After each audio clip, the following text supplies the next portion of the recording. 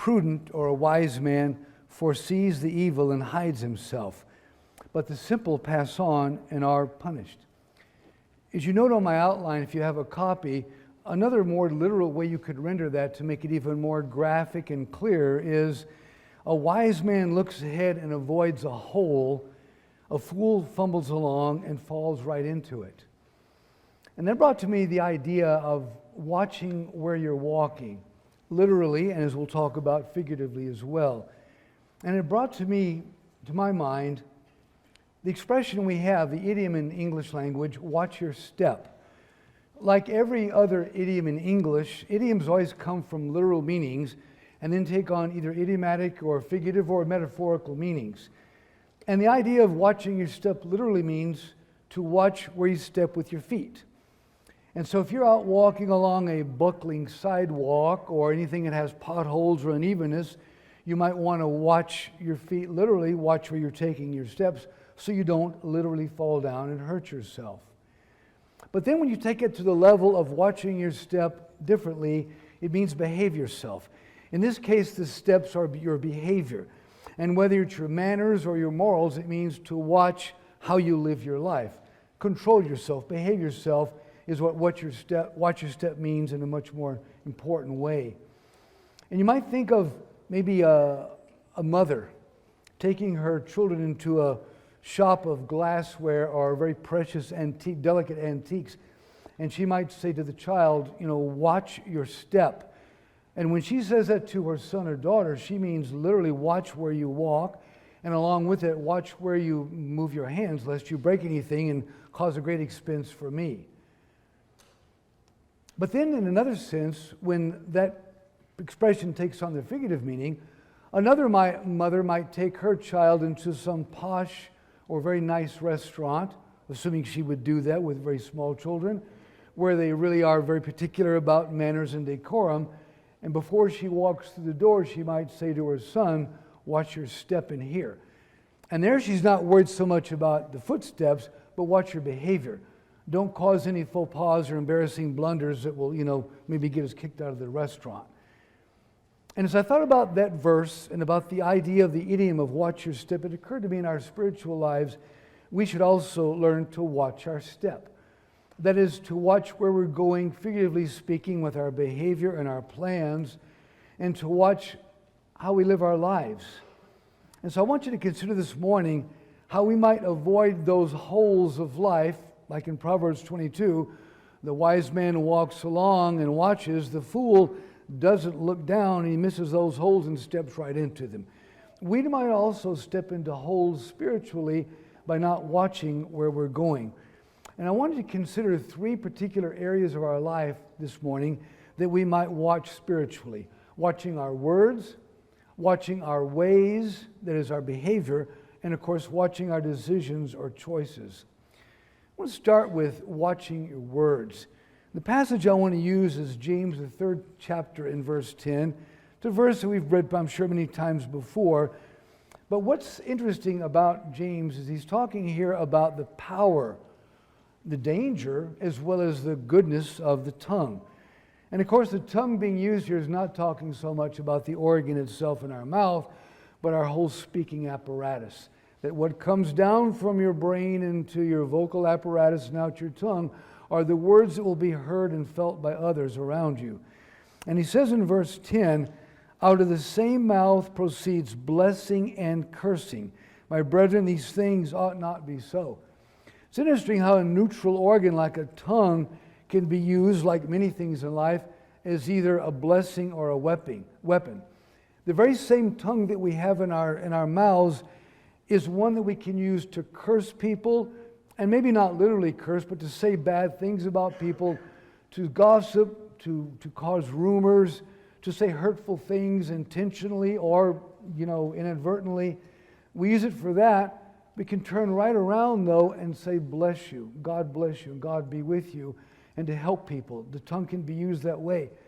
And like everything else that God has given us, including our free will, we can take what God has given us, the tongue, our brain, our whole body, and use it either way, and the tongue is certainly that way. I know that there's certain Hollywood celebrities over the years since I was a child I've seen, I won't name any, TV or motion pictures were like beautiful, especially beautiful females. But there are times I would hear them when they were off camera or in more interviews, filthy mouths. There's one in particular of whom I'm thinking, just a beautiful female, but I've heard her off camera when she's just talking candidly, and she has a filthy, filthy mouth. And it just, to me, she's still pretty looking, but it destroys her ultimate beauty. And what strikes me about this idea, what James says, is I think to myself as a child, I thought naively, how could someone that beautiful say such ugly words? But this is what James is talking about, that we can use ourselves to say kind, good, benevolent things or horrible things. And I want you to take an expression as far as the importance of our words and put a different spin on it. There's an expression that most of us have heard our lives, sticks and stones may break my bones, but names will never hurt me. I would like to change that last part to sticks and stones may break my bones, but names can or also can break my spirit. Words are powerful because they are expressions of thoughts, and thoughts are who we are. So when we take thoughts and convert them into words and convey them, they're expressing who we are. So my words, again, whether I'm speaking impulsively or deliberately, I'm saying something from my mind or my heart to you. And even though I might regret it once I've spoken it, it's out there. And once it's out there, you can't take it back. And you can apologize for it and be forgiven, but it's still out there. And think of the damage you could have prevented by having thought about that. We should watch our words. And words can, the third point I make is words can be wonders to heal people. Encouraging words can be so helpful, which I'm going to talk more about tonight, or they can be weapons to hurt people. Now, I'll give you an actual example that occurred to me decades ago in my life that I'll never forget about this, the power of words. When I was either 19 or 20, and I'd gone out to the shopping center, this was out in Phoenix, Arizona with my mother, and I decided to stay in the car while she went in. And of course, I was out there observing people, just looking around. People are always interesting to observe. And something caught my attention off a little way from me, maybe as far as away as the back of the auditorium. It caught me because I heard the words. And I thought, what is that? It was a mother, a young mother. She looked as though maybe she was in her 20s or 30s. Attractive-looking lady, nice-looking lady, walking along. And her little boy, I'm not good at telling kids' ages. He was about this tall, little bitty guy, walking behind her, little boy. And he was trailing behind her. And I'm not going to repeat what she said, but the language and the volume of her voice toward that child. She was using every possible expletive you could think of, talking to him, calling him a little, and you can fill in the blank there. And I could tell from the context it was her son, a little bitty boy. And what occurred to me is not so much that the mother was, had a right to be angry at her child, that happens. But I thought, I don't know what that little boy did, but she was way over the line in the way she spoke to him. And it occurred to me, if she were to speak to him, she was also loud. I could hear her across the parking lot. And I was sitting there she didn't see me, but I was staring at her thinking, what in the world? And it occurred to me, if she speaks to her little boy that way in public, how might she treat him at home? And it was a verbal thrashing. And you want to talk about verbal abuse, that was it. And you want to talk about the effect that would have on that child, it certainly did. And there's a case of using the tongue to curse. But that woman, if she became a child of God, could turn right around and use her tongue for saying blessed things. But that's the way it is. We need to watch our words because the words go out. And no matter what our tone of voice or our inflection or whatever the content of the words, they are weapons. They can be dangerous. Or they can be great gifts and blessings to other people. Something else we might watch, a hole that we can avoid stepping into, is our ways, watching our behavior, which is what the expression is all about. Figuratively, watch your step means watch your ways, your behavior. 1 Peter 2 and verse 12, the Apostle Peter gives some instruction about the importance of watching our behavior. Go back to, I need to go to 1 Peter. I'm sorry, I had the wrong verse. 1 Peter 2 and verse 12, Peter talking to the Gentiles, those who have become Christians, and how they should watch and be careful about how they speak and live, having your conversation, which means your lifestyle, having your lifestyle honest among the Gentiles, that whereas they speak against you as evildoers, they may by your good works, which they shall behold, glorify God in the day of visitation. The point I want to make here is Paul is warning that when you go about living your life, and he uses the word conversation there, which is the King James word for your living, the way you live, your behavior every day, watch your behavior. Be deliberate in the way that you act around others, because others do watch you and observe you. And the first point I want to make is, whether we are aware of it or not, no matter how little we might think of ourselves, like, well, nobody looks at me. No, people do look at us. People observe us whether we know it or not. And I don't care if you're in a church building or an airport or a shopping center or walking down the street. I don't care where you are. I don't care if 1 or 2 or 3 people are around you or you're in a whole throng of people. People around you do watch you. They watch you at work, school, and elsewhere. And what makes you think that they don't notice you? And another point I would make also is that ask yourself this question. Do you observe people? Do you watch people around you? I think people watching is interesting, as I mentioned. I know when I was in Turkey, whenever I would fly from Istanbul to Amsterdam and then home, and we had to go through I would have to go, of course, to the Istanbul airport, the 6th largest city in the world. So as you can imagine, there are people from all over the world coming in constantly. And I know that I had to wait for Jennifer for quite a few hours for her flight to come in when I met her. But the 2 or 3 times I was in that airport, I just enjoyed, the hours went fast, because I sat there just watching people. And you see every kind of person on the face of the earth there. I mean, Africa, South America, Asia, all of them. You know, their clothing and all, their accents. So it's interesting watching people. And the point I'm making is this, that don't ever think that people aren't watching you. We observe other people around us. As I saw that lady in the parking lot with her child, I saw that. People do see us. So don't ever be so modest to think, oh, nobody looks at me. People do watch us all the time. And the second point I would make is that we exert as much influence by our ways as by our words.